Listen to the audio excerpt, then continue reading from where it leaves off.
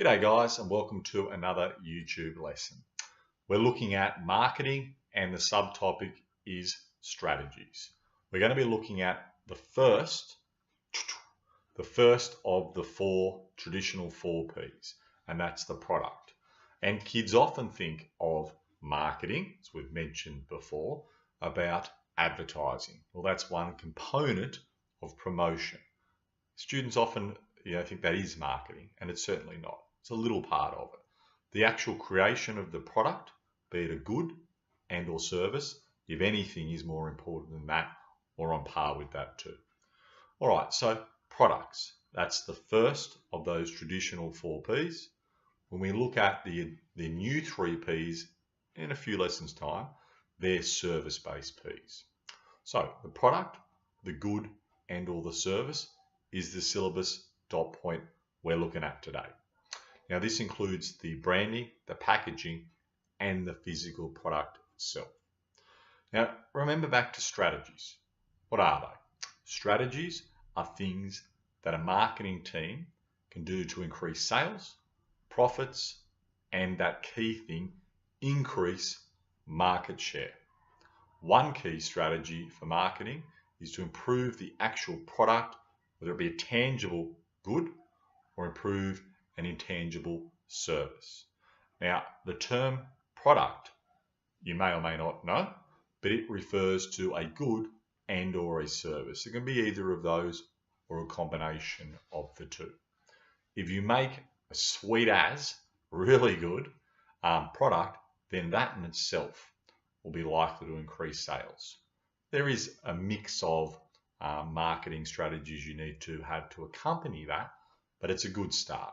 If you've got garbage you're trying to sell, even if it's priced low or promoted well or distributed well with place, it's still not going to sell in the long term. Now, while some businesses provide customers with products that are tangible, physical in nature, like a ring, that is, they can be seen or touched, other businesses will offer services to their customers, which are products that involve one person, a number of people, performing a task on another person's behalf, i.e. this highly wonderful service that I'm providing to you today. Now, Crust Pizza is an example which provides customers with a final physical, tangible product, while Mobile Mechanics offers car repair and service. So they're providing a service to you as a doctor or a teacher would. Now, in terms of the three aspects of this, of product itself, you must talk not just about the physical, tangible good that's being made or the intangible service. You must make mention and explain how important branding is, because that's part of products, and how packaging is. That's part of products. That's what the marker in the HSC also wants to see. Okay, so there's three aspects or parts to this. Now, branding. What's branding? You sort of got an idea, but what are we talking about?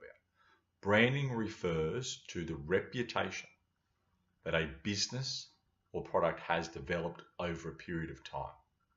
It's important you know that definition. The brand name or logo attached to the product essentially provides a message to consumers about the quality, the value, or the prestige associated with the product. Developing, building up, and making use of a quality sound brand name like Nike is a very effective marketing strategy. And there's a reason why Nike shoes sell far more than other more no-name brands. And it may not be better quality, but because it's branded well, it's therefore being able to build up a reputation, and the product is positioned, and we talked about that last lesson, the product is positioned higher in the mind of the consumer. Now, the last aspect of product, remember we have the actual physical product or the service. All right, make it good, make it of decent quality, should sell itself in part. We have branding. You need to have a good logo, a good brand and reputation. And we also have the last aspect of product, which is the packaging. What's packaging referred to in a definition?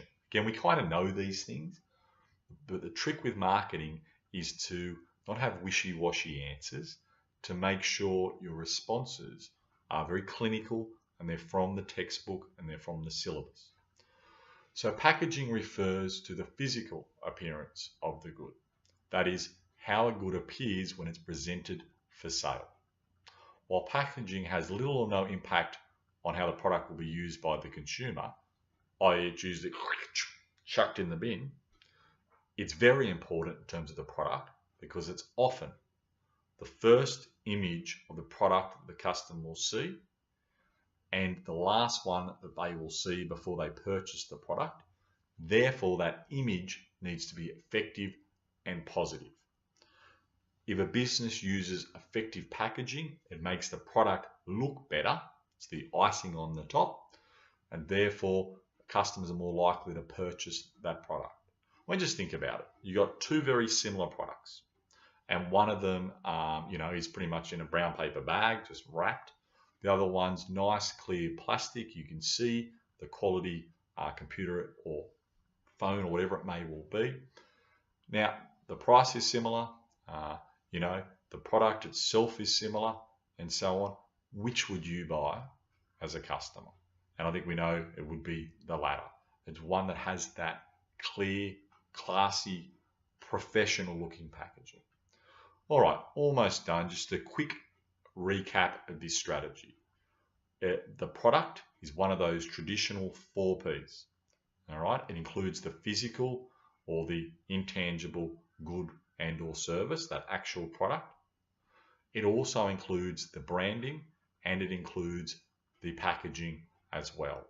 When you're answering your questions in an exam, make sure to talk about the product, but the branding essentially and the packaging as well. And often HSC, multiple choice questions, I'll say packaging is an aspect of which of the 4 Ps? And students, you must say product. If you do not, then you'll find you will not get the correct answer. All right, guys, thanks again, and I'll see you next time.